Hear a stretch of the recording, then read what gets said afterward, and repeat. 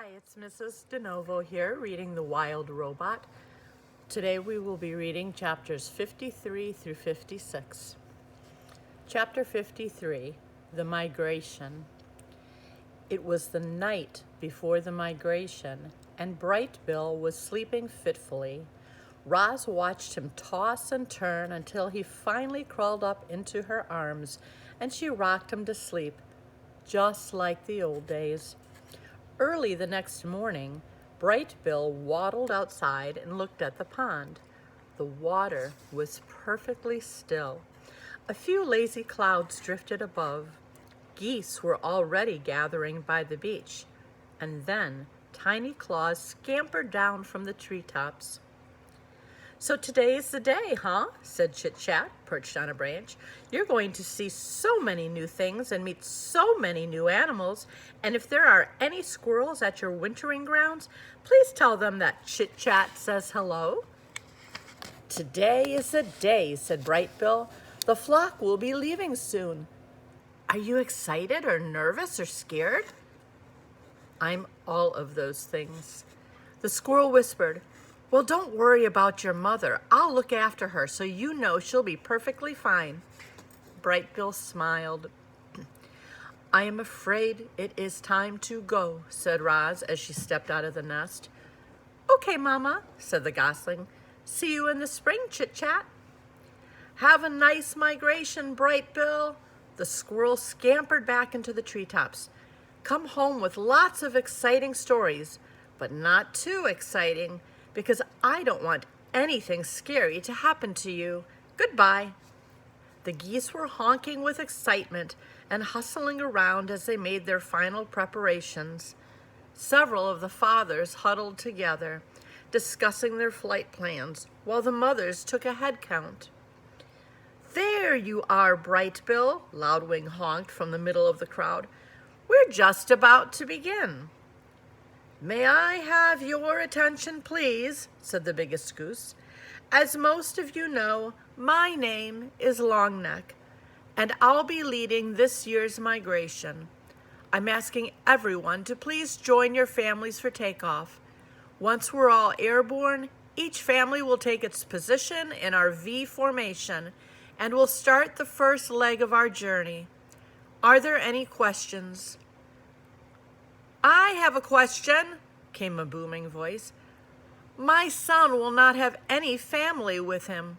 Where does he fit into the formation?" Everyone turned to Longneck.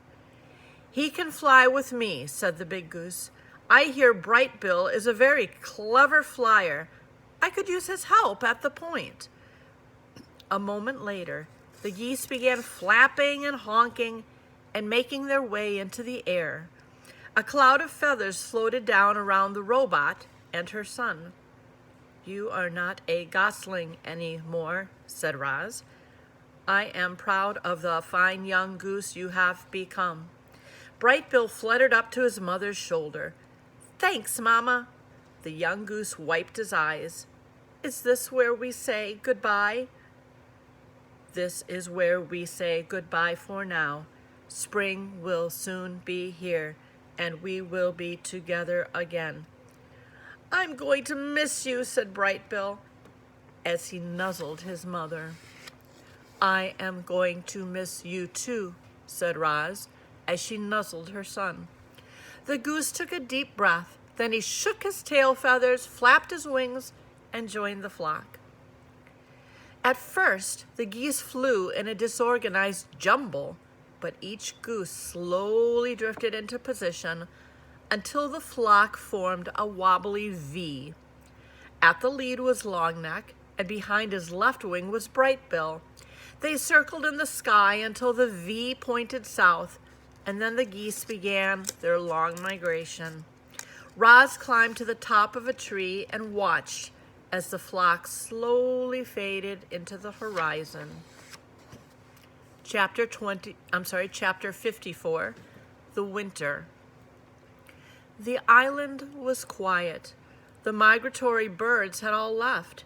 The hibernators were asleep, and everyone else had begun their simple winter routines. Everyone but Roz. Now that she was alone, a robot didn't know what to do with herself. She stood in her gray garden and watched a sheet of ice slowly form on the pond. Sometimes she could hear her good friends, the beavers, going about their business beneath the ice, and she wondered when she would see them again. Roz stood there until snowflakes started drifting down from the sky. The flakes swirled in the breeze and slowly piled up on the ground and on the trees and on the robot. So she crouched into the nest, slid the stone door behind her, and sat in darkness. Hours and days and weeks went by without the robot moving.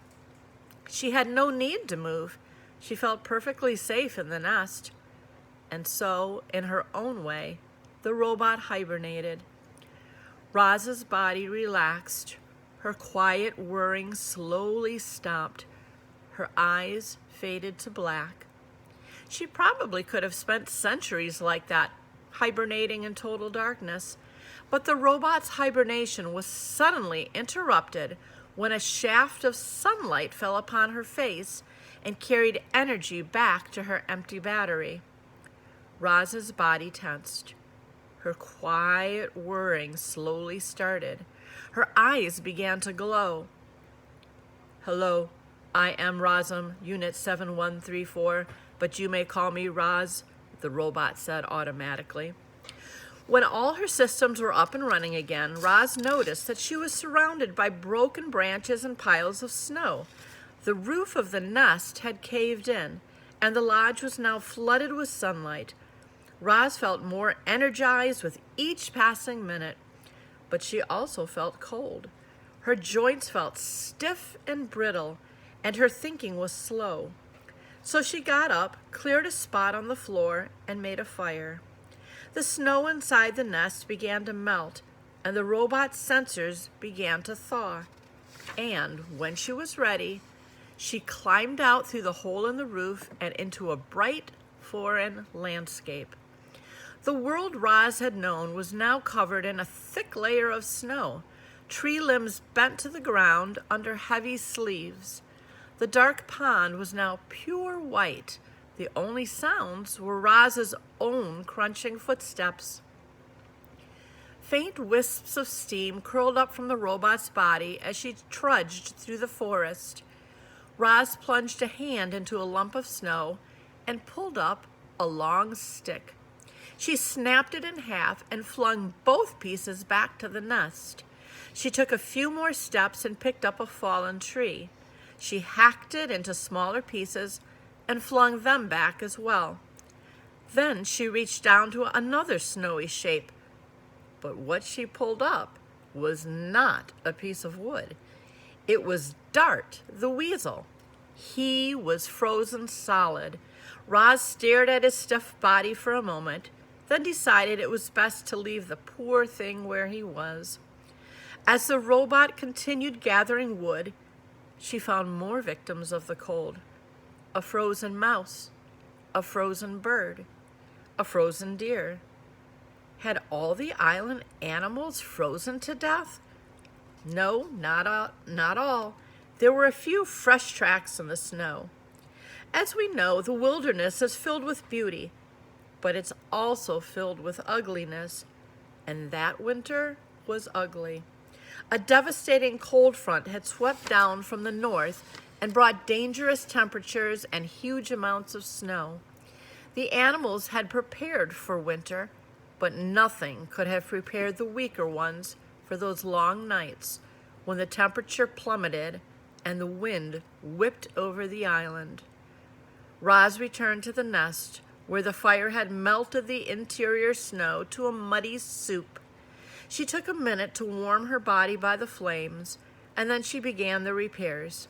She patched up the hole in the dome with a lattice work of branches before adding a layer of mud and leaves, and soon the repairs were complete.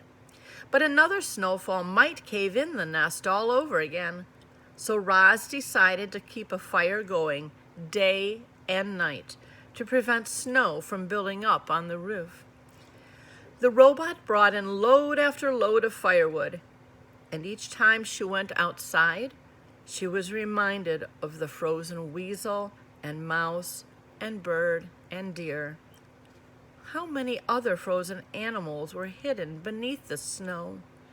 Before going in for the night, she called out to whoever was listening, "Animals of the island, you do not have to freeze.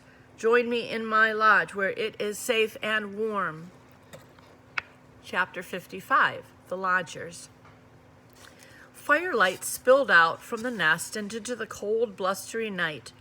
Roz sat inside and listened to the wind and to the soft pops and crackles of burning wood. And then the robot's keen hearing picked up another sound, tiny footsteps crunching through the snow. "Roz, I'm freezing. Can I join you by the fire, please?"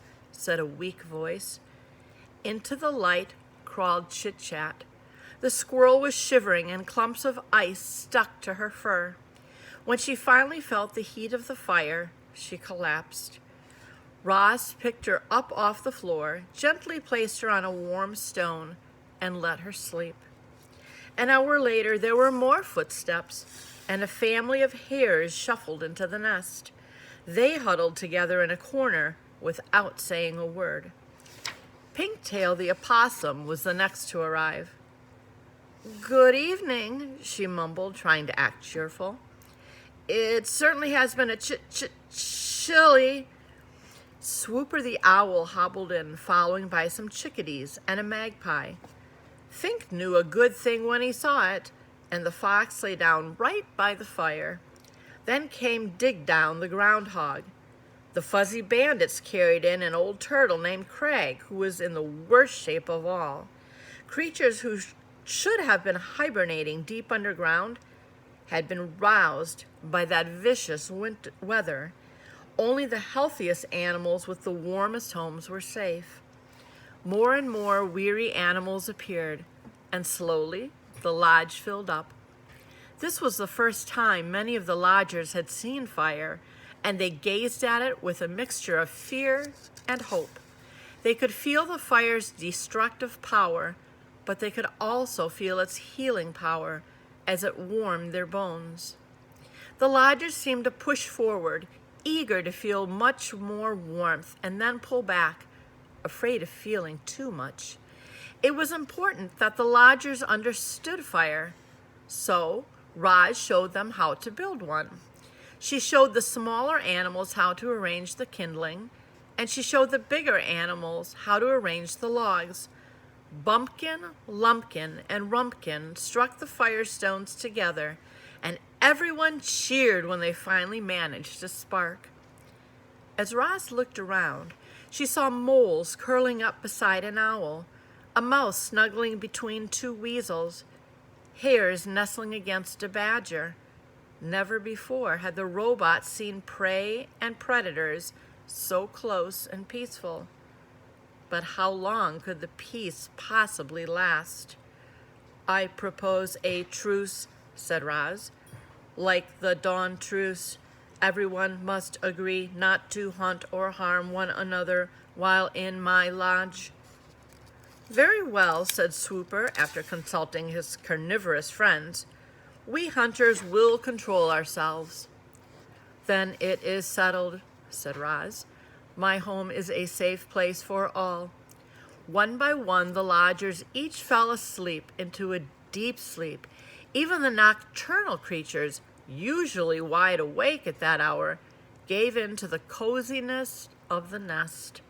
The robot stood out of the way and quietly tended to the fire as her guests slept through the night. Only when daybreak was streaming in through the door did the lodgers finally begin to stir. "You are all welcome to stay here as long as you like," said the robot, as the animals rubbed sleep from their eyes. "My home is your home." "Thanks a lot, Roz."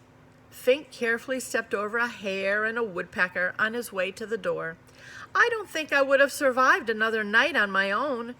It's just too bad we can't cram a few more creatures in here." And the fox slipped outside. The robot looked down at the fur and feathers that now carpeted the floor. The nest had been completely full that night. If any more animals showed up, they'd be left out in the cold. But Roz was not about to let that happen. Chapter 56, the new lodges. The second lodge would have to be bigger than the first if it was going to fit Broadfoot, the bull moose. He was a towering hulk of an animal and had a thick coat of fur, but even he was struggling with the frigid temperatures.